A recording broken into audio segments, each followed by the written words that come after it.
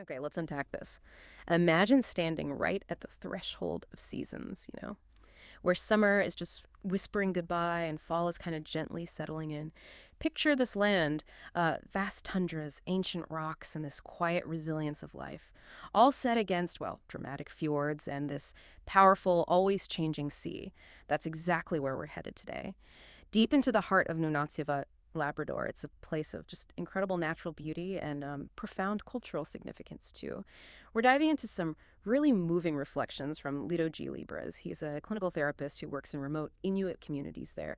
And he shared this post recently that just beautifully captured these moments of like fleeting beauty, but also deep introspection in this, well, truly unique Arctic environment. So our mission today is to take Lito's very personal observations as our roadmap, really. We'll explore his rich insights into nature, cultural markers, his own personal growth over, 10 years in this landscape.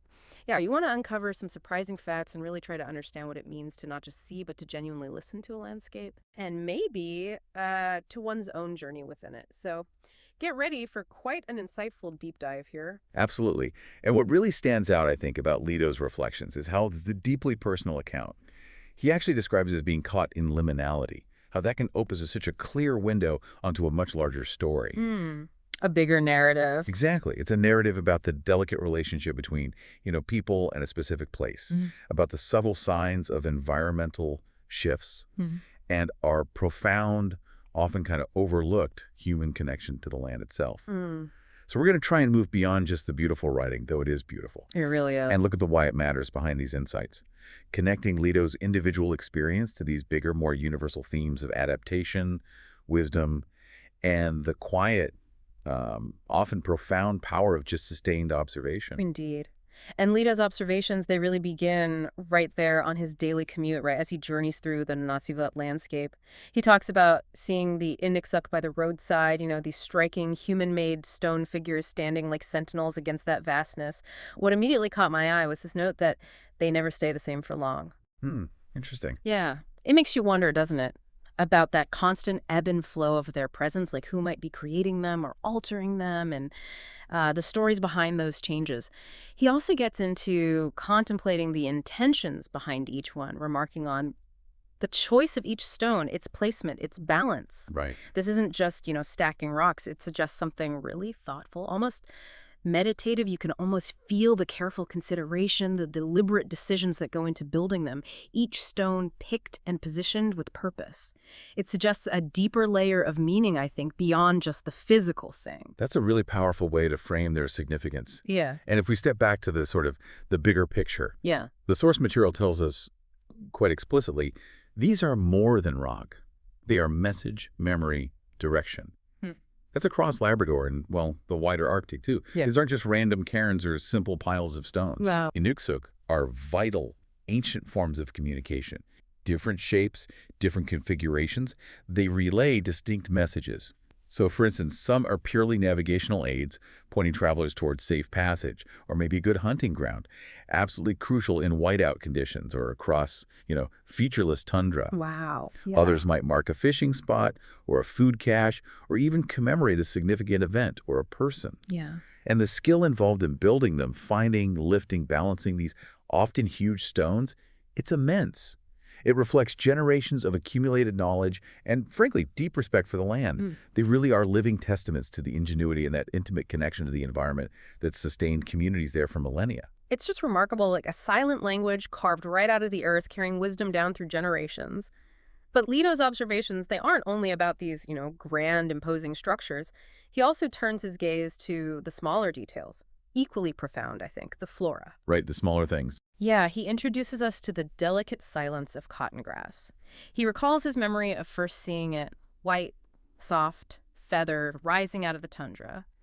It paints such a vivid, almost ethereal picture, doesn't it? It really does. Very evocative. And here's where it gets really interesting. What Lito then reveals about this seemingly delicate plant? Its unexpected, incredibly practical historical use. He notes that Inuit used it as a wick to light the kudlik, the seal oil lamp. Ah, yes, the kudlik. Think about that for a second. This soft, feathery plant, so unassuming in its beauty, was absolutely essential for light, for warmth in that harsh Arctic environment. It really was central. Totally. Yeah. The kudlik itself wasn't just a lamp, it was like the heart of the home, providing consistent light, heat for cooking, a focal point for families during those long, dark winters. This ingenious application, just rooted in generations of deep environmental knowledge, it truly highlights the resourcefulness that comes from necessity and a profound understanding of your surroundings. It really prompts us to consider, doesn't it? Mm. How much do we truly know the resources and maybe the wonders that surround us in our own environments? Good question. Because this detail about the cotton grass, it isn't just a historical footnote. It speaks volumes about deep ecological knowledge, about a sustainable way of life, and an intimate, almost sacred relationship with the land. It's such a powerful example of how communities in the harshest environments develop this profound understanding and respect for every single aspect of their surroundings. Transforming simple plants into essential tools. Exactly. Transforming simple plants into essential tools for survival. The ability to identify, harvest, and use something as seemingly fragile as cotton grass for such a critical purpose. Well, it underscores a level of observational skill and applied wisdom that's truly inspiring. And beyond the cotton grass, Leto also mentions the wildflowers, the purple ones, vivid against gray boulders. He expresses his annual anticipation for their return, saying, "Every summer, I wait for their return." It's a small detail, maybe, but it says so much about finding beauty and rhythm in nature, like a personal ritual, waiting for these bursts of color in a landscape often defined by its starkness. It feels like a testament to the human spirit's need to connect with life and beauty, even in the toughest places. Indeed. And that annual anticipation for the wildflowers, coupled with the ingenious use of cotton grass, it beautifully illustrates a fundamental aspect of life there in Nunatsiavut, this profound attunement to the environment. You have the enduring practical utility in something like cotton grass, right?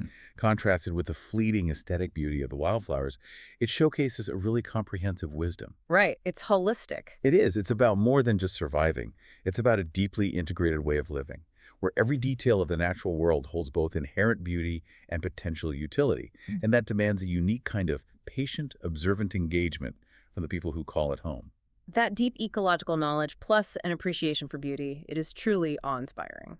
And speaking of fleeting beauty and the rhythms of nature, Leto captures the poetic brevity of summer in the Arctic. He observes that summer is short, almost a guest passing through. Yeah, you can almost feel that. You really can. That sense of precious time, the urgency almost, to savor every moment before the landscape shifts again.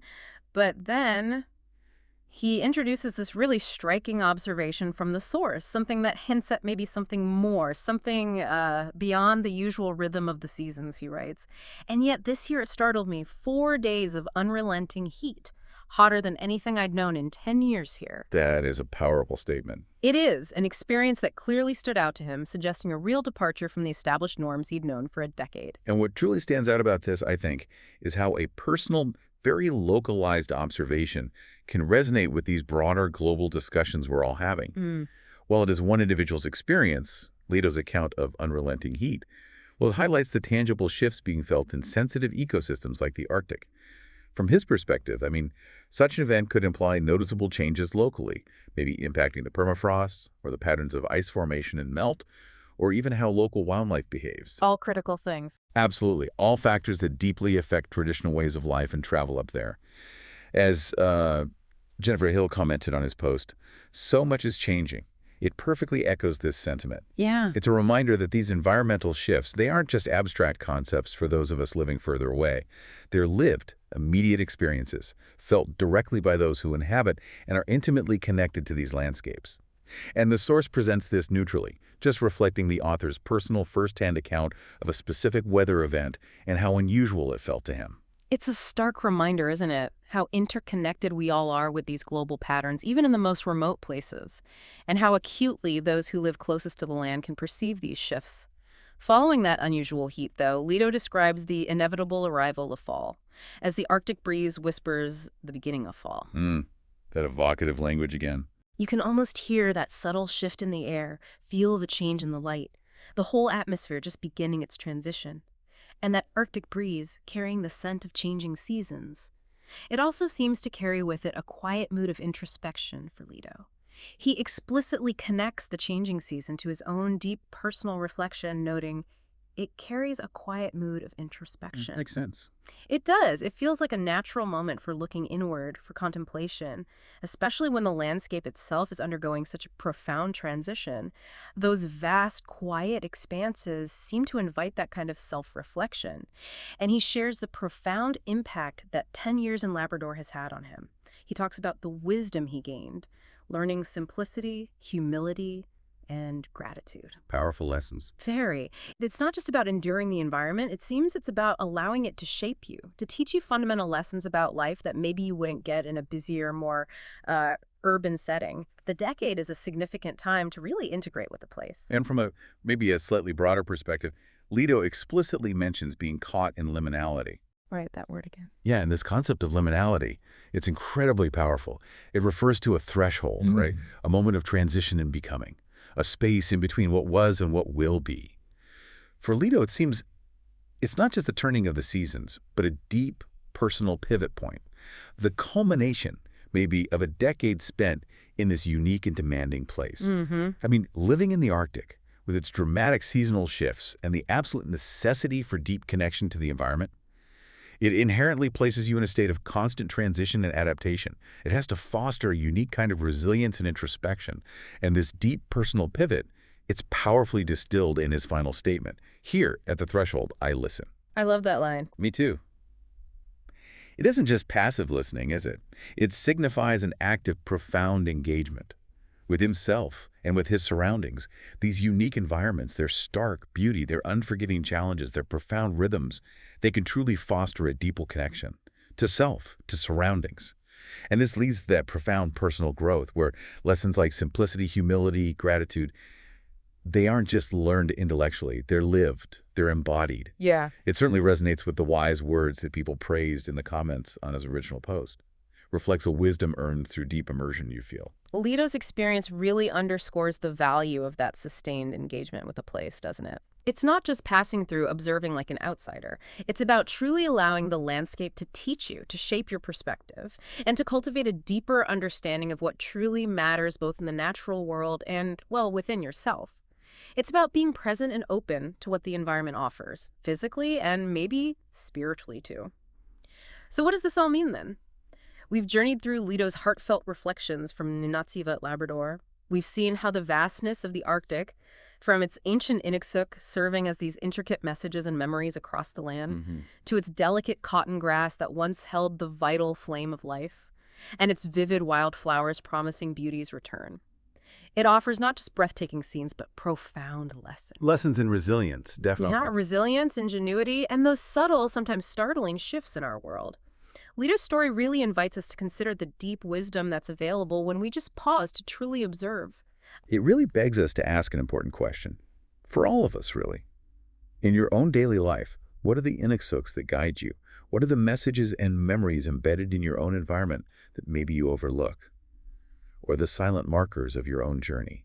Or what are the cotton grass details, those unassuming elements that hold surprising utility or maybe profound beauty that you might not be fully appreciating? Where can you pause, like Leto did, to simply listen to your environment and to the deeper lessons it might hold for your own growth and understanding? Maybe the deepest dive we can take isn't just into distant lands and their stories, fascinating as they are, but into the quiet, attentive observations of our own immediate environment, wherever that might be for you, allowing it to teach us simplicity, humility, and gratitude, just as the Arctic has so profoundly taught Leto. Thank you for joining us on this deep dive.